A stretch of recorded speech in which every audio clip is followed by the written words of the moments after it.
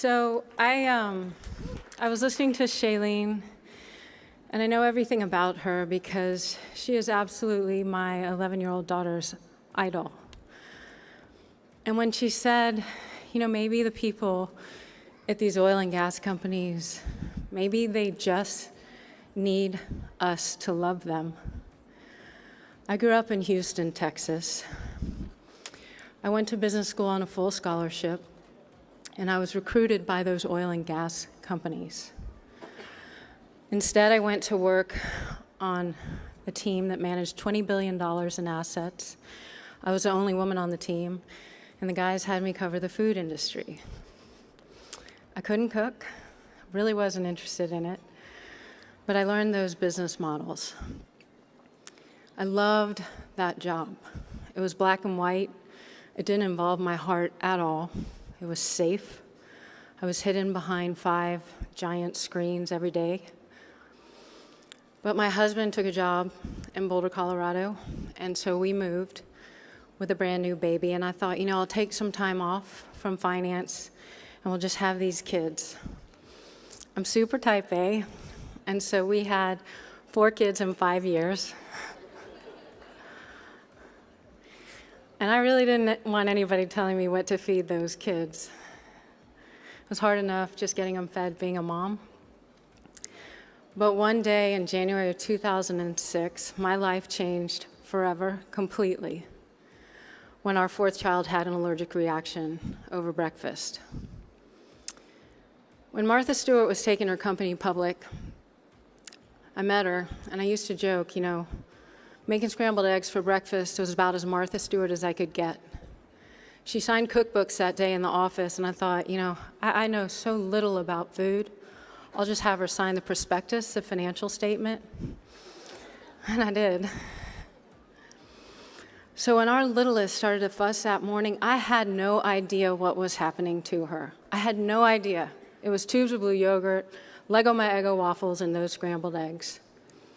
I put her down for a nap, and for some reason that I still to this day cannot explain, I went to check on her. And her face was swollen shut. I turned to the older 3 and I said, "What did you put in her face?"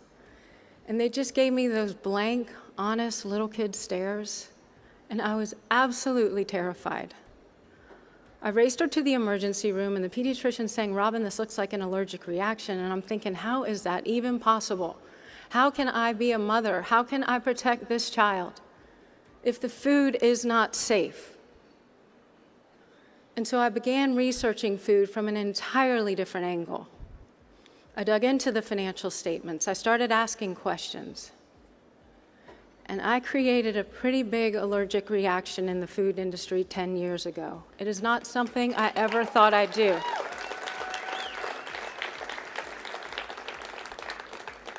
The threats were really real.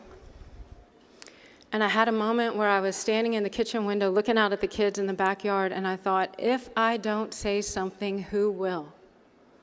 I had learned that Kraft and Monsanto were funding food allergy research. I didn't know how to do this. When people tried to use the word activist or advocate, I didn't even feel comfortable with that label.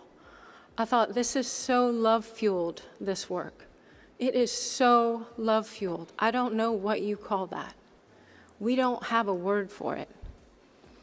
And as I began to move forward, I was asked to debate these corporations in the media like Josh talked about. And every single time, right before we were supposed to do the segments, someone would call and say, "We can't do the story, Robyn." I was in Houston visiting my family. I had multiple calls from CNBC to debate the National Cattlemen's Association. I thought, I got this. I grew up with these guys. I got this. I was terrified, but I knew I could do it. Got down to the studio 10 minutes before that segment was supposed to air. They said, "They will not debate you." And I realized that they had so much more to fear than we do. As I began to speak out, as I found this courage, I studied other leaders. The 2 that impacted me the most or Martin Luther King Jr. and Harvey Milk. Because what they were fighting for was justice. And the way that they were doing it was with love. And if you look back over history, there is no injustice that is more powerful than love. So I think about what Shailene was talking about and what those tribes are protecting. They are protecting our land. They are protecting our soil. That is where our food comes from.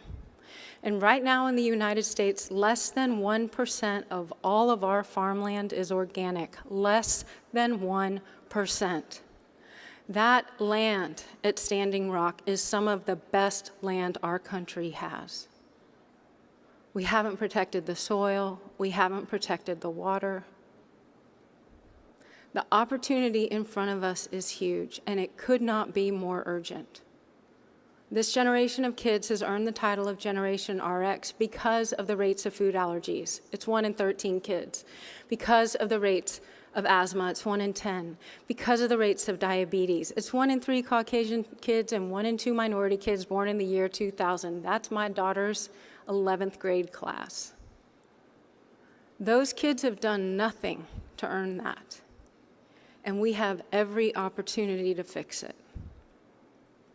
So I look at this, what we have in front of us, the tools, the resources of this community, the partnership with the Environmental Media Association to tell these stories. And I truly, truly believe that this is the work of a lifetime. It is the greatest love story we could ever get to tell of how we healed the planet and how we healed each other in that process. So thank you so much for the award. Thank you so much for the leadership that this organization represents.